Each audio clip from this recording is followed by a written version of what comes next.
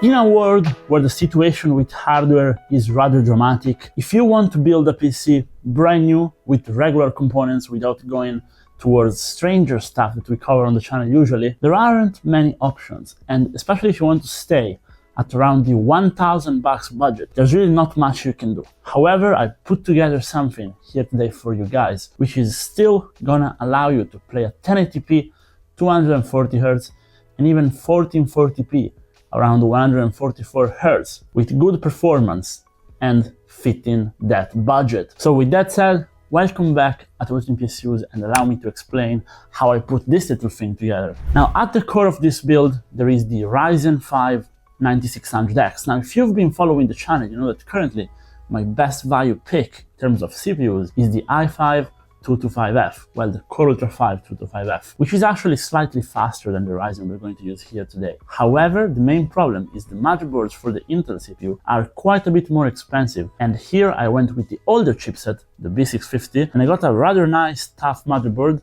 for less than the price I would have paid for even the cheapest brand name B760. I then went and overpaid for RAM, but since we had to overpay, I reduced the capacity. I went with a simple 16GB of RAM, which, as I showed you with benchmarks on the channel in the past, in the recent videos, it's still plenty for gaming. It only starts to get tight if you're running 4K resolution or if you're doing heavy multitasking while playing, but if you're only playing, 16 is still making do. Since we also are in an SSD shortage, I went with this Crucial P310, which I bought for cheap. Crucial is now out of the market. They closed their consumer divisions, so this is one of the last SSDs from them on the market, but they're being sold for relatively good prices. Now the good thing about going with the Ryzen 5 9600X is it's very easy to cool. So we got an air cooler, and a very cheap one at that. At around 30 to 40 bucks, we got the Valkyria Surge SL125. This cooler is very easy to install. It maintains the premium feel that all Valkyria products have. I reviewed a lot of all-in-ones on the channel from them. I also made quite a few high-end builds with them. And this little thing really does punch above its weight class. You're actually able to go ahead and undervolt and overclock at the same time via unlocking the power limit on this Ryzen 5 and gain about 20% free performance with this cooler, while still paying less than even the cheapest 240mm all-in-one water cooler. Now, since we went with Valkyria for the cooler, I also went with Valkyria for the case. And this is the VK02. Now we had this on the channel already, but we had it in white and with the front LCD screen. This one has a plain black front. However, it's easy to remove and you can still mount the LCD screen on it in the future if you want to. And it still has the RGB strip on the front and all the features from what actually is a high-end case, just stripped of the LCD screen. This is a massive case. You can fit a 420mm all-in-one water cooler at the top, and I put three 140mm fans on the side, the brand new Arctic P14 reverse.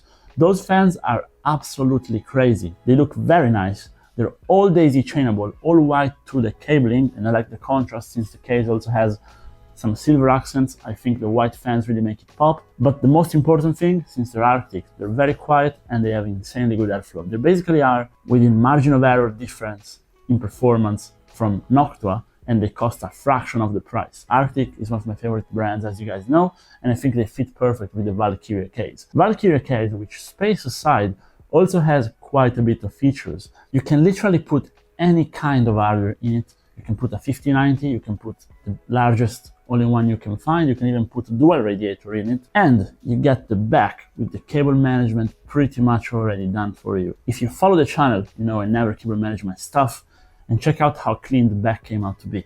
That's thanks to the case. Now the GPU is another part that hurt when you have to pick it currently. As you know, probably we are in a SSD DRAM shortage, but also a very much rapidly incoming GPU shortage, and 16GB cards and general higher VRAM cards are being snagged away very fast. I have a full video where I cover the shortage over here, which I recommend you guys check out, because the card I picked today is not the only choice, but it was the best choice I could do for this, because we went full team red and bought an RX 9060 XT 8GB. Now this at launch was not the card I liked the most, but the 16GB one are heavily inflated, and this is still coming at a decent price. And if you go ahead and undervolt it and overclock it, you can still squeeze out about 20% extra performance while lowering the temperature at the same time. As usual, all my undervolting and overclocking guides are on the channel, so you guys can go check it out. Now I'll let you guys take a quick look at all the performance and temperature metrics. As you can see, the CPU-Z score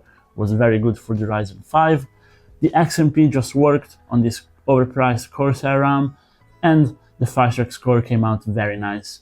All of that while having the PC running very cool, very quiet, thanks to the extra fans and thanks to the cooler. If you're building a PC like this for the power supply, just buy something cheap. You really don't have to overspend it. And there you go. You also have a PC which looks nice, and in this case is also ready for a massive upgrade, because you can go ahead and even plug the brand new 9850 X3D in a motherboard like this, and even with this cooler. Spoiler for a few videos which are coming. You also have the space for 5090. Of course, you would have to change your PSU, but this is a PC which is relatively future-proof, very upgrade ready, and overall what I recommend in this current climate of hardware shortage and difficulties. However, there are always the AliExpress options with whole completely different components, like the mystery CPUs we use on the channel. Again, links to those, you can find them on the channel. Just take a look for the Mystery i7 and Mystery i9s. Let me know down below if you prefer a build like this, more standard but very good value for money, or if you prefer my usual strange stuff. And if you watched the video this far, drop a like and subscribe. See you guys in the next one. Bye bye.